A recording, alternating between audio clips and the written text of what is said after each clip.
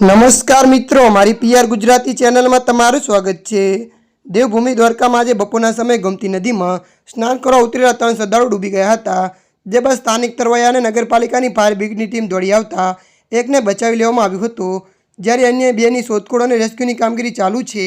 મળતી માહિતી પ્રમાણે આ તમામ લોકો પાટણ જિલ્લાના હોવાનું જાણવા મળ્યું છે। આ અંગે મળતી માહિતી પ્રમાણે પાટણથી આજે બપોરના સમયે દેવભૂમિ દ્વારકા મંદિરે દર્શન કરવા આવેલા 3 યાત્રાળુઓ ગોમતી નદીમાં સ્નાન કરવા ઉતર્યા હતા, જ્યાં પાણી વધારે હોવાથી ડૂબ્યા હતા।